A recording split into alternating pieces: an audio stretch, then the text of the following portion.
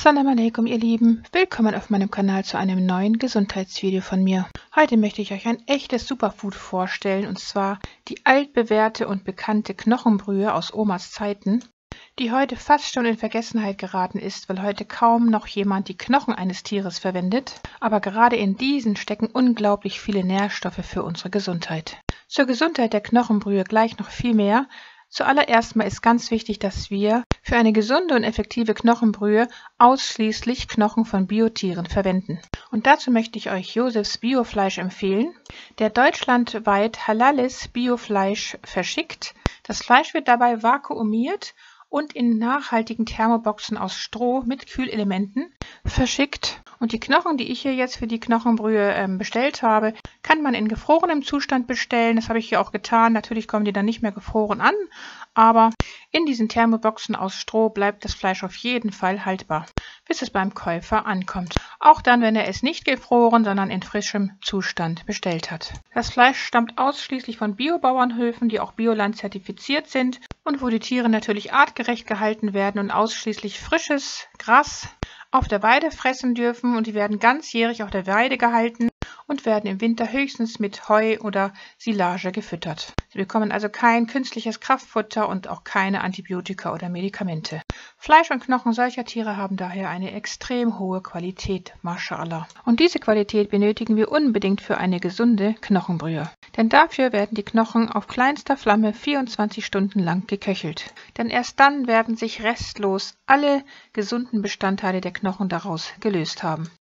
Regelmäßig verzehrt unterstützt Knochenbrühe gesunde Knochen, Knorpel, Sehnen, Bänder, Haare, Haut und Nägel, deren wesentlicher Bestandteil Kollagen ist. Knochen von Tieren enthalten ebenso Kollagen, wodurch relevante Mengen der Aminosäuren Prolin, Glycin und Glutamin in die Flüssigkeit der Brühe übergehen. Der Körper bekommt damit die Bausteine, die er unter anderem für den Aufbau körpereigenen Kollagens benötigt. Besonders wichtig für gesunde Gelenke und zur Reduzierung von Gelenkschmerzen ist die Versorgung mit Glucosaminoglykanen, wie die Hyaluronsäure, die auch in dem Sud aus den Knochen enthalten ist. 3 wichtige Stoffe sind in den Glucosaminoglykanen enthalten, und zwar die Hyaluronsäure, wie gesagt, das N-Acetylglucosamin und Chondroitinsulfat. Diese 3 Stoffe werden überall im Körper, wo Bindegewebe, Knorpel und Knochen sind, gebraucht. Im Darm und auf der Haut wirken sie wie eine Art Schmierfilm. In der Haut binden sie Wasser und verleihen der Haut mehr Glanz und Feuchtigkeit. Der komplette Magen-Darm-Trakt ist mit einer Schleimschicht überzogen, um den Körper vor Magensäure und Krankheitserregern zu schützen. Für die Bildung dieses Schleims sind die Glucosaminoglycane absolut notwendig. Wie wir gerade gesehen haben, werden die Knochen in etwas Kokosfett angeröstet. Die dabei entstehenden Röstaromen bergen großes Geschmackspotenzial für diese leckere Knochenbrühe. Und auch die Farbe wird dadurch sehr schön braun. Jetzt werden wir alles Mögliche an Gemüse hinzugeben, wie unter anderem jetzt hier Bio-Karotten, Bio-rote Zwiebeln, also die roten Zwiebeln sind immer gesünder als die weißen Zwiebeln, Sellerie, Pastinake, Knoblauch und auch Petersilie könnte man noch hinzugeben. Alles sollte unbedingt von Bioqualität sein. Sobald die Knochen dann von allen Seiten richtig schön braun angebraten sind, kommt dann das Gemüse hinzu. Für die große Menge an Knochen und Gemüse, die ich hier verwendet habe, bräuchte man eigentlich einen viel größeren Topf. Deswegen wird meine Knochenbrühe hier sehr konzentriert sein. Als Faustregel kann man sich merken, dass man pro Kilogramm Knochen 3 Liter Wasser nimmt. Ich habe hier jetzt 2,5 Kilogramm Knochen verwendet. Hier sehen wir übrigens gerade getrocknetes Kurkuma, das habe ich jetzt noch hinzugegeben. Man könnte auch frisches nehmen. Und dann habe ich hier den Trester meines natürlichen Antibiotikums auch hinzugegeben. Ferner noch meinen selbstgezogenen und getrockneten Rosmarin, frisch gestoßenen Biopfeffer, der ist ganz wichtig für das Kurkuma, um das zu aktivieren. Dann hier Gemüsebrühe, Bio natürlich, Himalaya-Salz. Und jetzt kommt mein dampfdestilliertes Wasser hinzu. Reines Wasser ist für diese gesunde Knochenbrühe ganz besonders wichtig. Und wie gesagt, 6 Liter Wasser sollte man jetzt eigentlich für diese Menge benutzen. Aber bei mir waren es weniger. Ein paar Lorbeerblätter hatte ich noch hinzugegeben. Und dann ist ganz wichtig, dass wir naturtrüben Apfelessig noch hinzugeben. Davon mindestens 150 bis 200 Milliliter für diese Menge. Der Apfelessig sorgt dafür, dass die Mineralien alle aus den Knochen gezogen werden. Ich hatte dann anfangs hier per Schnellkochtopf eben gekocht, die ganze Sache. Also 1 Stunde lang habe ich das Ganze im Schnellkochtopf gekocht. Und 1 Stunde im Schnellkochtopf ersetzt etwa 6 Stunden im normalen Topf bei niedriger Temperatur. Deshalb habe ich mir hier 6 Stunden gespart und habe dann die restlichen 18 Stunden auf kleiner Flamme ganz normal weitergeköchelt. Besser wäre es einfach 24 Stunden lang auf kleiner Temperatur ganz normal die Knochen zu köcheln, denn dadurch wird nicht so viel Wasser verdampfen und der Stromverbrauch ist dann auch nicht so hoch. So sieht eben die Knochenbrühe jetzt nach dieser 1 Stunde im Schnellkochtopf aus und nach den restlichen 18 Stunden sieht das Ganze dann so aus. Man sieht hier jetzt deutlich eine Fettschicht oben drauf schwimmen. Das sind die gesunden, gesättigten Fette, also der Talg aus den Rinder- und den Lammfleischknochen.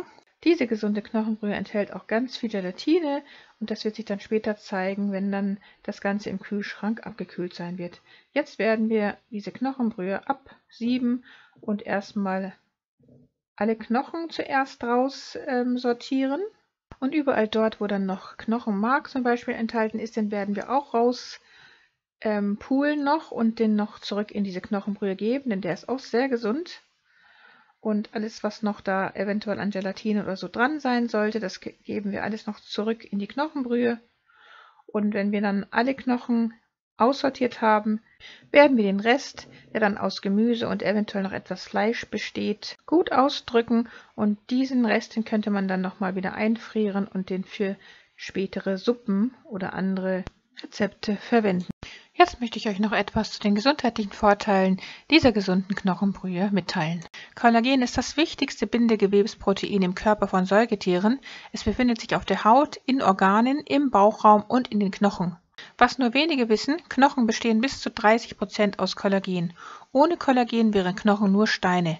Mit Kollagen sind Knochen nicht nur lebendiges Gewebe, sondern auch bedingt flexibel, also biegsam. Kollagen enthält Aminosäuren, die der menschliche Körper über Fleisch, Gulasch und Co. nur schwerlich bekommt. Wissenschaftler haben errechnet, dass der menschliche Körper täglich etwa 30 Gramm Kollagen braucht, um den Bedarf der wichtigen Aminosäure Glycin zu decken. Kollagen ist die mit Abstand beste Quelle für Glycin.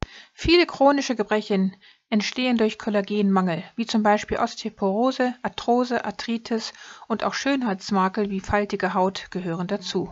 Mit dem regelmäßigen Verzehr von Knochenbrühe kann man diese Krankheiten weitestgehend verhindern. Knochenmark von Tieren ist auch sehr reich an Omega-3-Fettsäuren. Diese Fettsäuren sind ungemein wichtig für einen gesunden Fettstoffwechsel, einen gesunden Darm, ein ausgereiftes Immunsystem und die Entwicklung des Gehirns. Knochenmark ist also pures, aber gesundes Fett, das sich löst und in die Brühe übergeht. Und deshalb sollte man unbedingt auch das Knochenmark, was noch übrig ist in den Knochen, hinterher herausholen.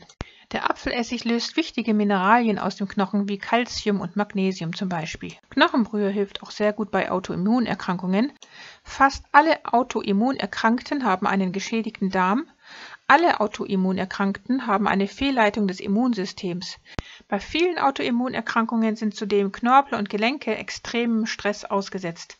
Omega-3-Fettsäuren, Kollagen und Glucosaminoglycane helfen bei diesen Problemen sehr stark. Knochenbrühe ist eine der effektivsten Nahrungsmittel, um Probleme im Darm zu lösen, um das Immunsystem zu beruhigen und um Schmerzen im Körper zu reduzieren. Auch bei Problemen im Darm, die nicht autoimmunbedingt sind, kann Knochenbrühe helfen. Egal ob es nun Gastritis, Leaky Gut Syndrom, SIBO, Reizdarmsyndrom oder andere Probleme im Magen-Darm-Trakt sind, Kollagen, Omega-3-Fettsäuren und Glucosaminoglycane haben sich schon vielfach bewährt. Ebenso hilft die Knochenbrühe, wie schon gesagt, bei Gelenkerkrankungen, egal ob es sich um Arthritis, Arthrose, eine entzündliche Erkrankung der Knochen und Gelenke oder ein Schmerzsyndrom handelt. Omega-3-Fettsäuren, Glucosaminoglycane und Kollagen helfen auch hier stark nach. Sie beruhigen das Immunsystem, liefern Baumaterial für neues Knorpelgewebe und binden wieder mehr Flüssigkeit im Knorpelgewebe. So werden auch mehr Nährstoffe reingeschafft und das Gewebe kann sich regenerieren. Hier sehen wir jetzt, wie die Knochenbrühe nach einem Tag Aufenthalt im Kühlschrank stark geliert ist und genau so muss eine gute Knochenbrühe aussehen. Die gesättigten Fettsäuren und auch das Kokosfett haben sich oben auf der Brühe abgesetzt. Dieses gesunde Fett könnte man als Schmalz zum Braten benutzen oder mit der Brühe zusammen erwärmen und trinken. Hier sehen wir nochmal gut, wie stark diese Knochenbrühe geliert ist und daran sehen wir auch, dass es eine sehr gute Knochenbrühe geworden ist. Mashallah.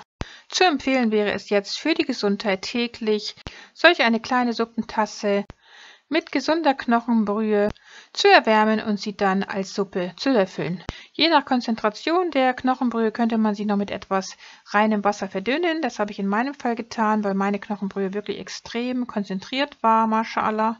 Oder man löffelt sie auch einfach pur mit ein wenig frischer Petersilie dazu.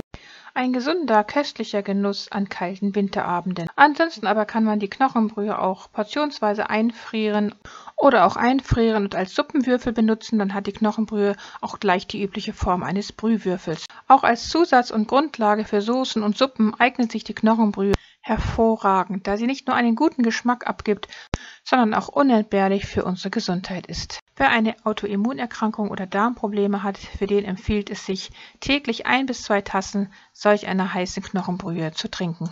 Denn hier eignet sich eine Knochenbrühe besser als viele andere Nahrungsmittel, um Gesundheit und Lebensqualität wieder zu verbessern. In diesem Sinne wünsche ich euch gute Gesundheit und hoffe, dass euch die Informationen in diesem Video von Nutzen waren. Wenn euch mein Video gefallen hat, dann gebt mir einen Daumen nach oben und teilt dieses Video mit euren Freunden. Vergesst nicht, das Glockensymbol zu betätigen, damit ihr kein Video in der Zukunft von mir verpasst. Liebste Grüße, Salam Alaikum, eure Mariam.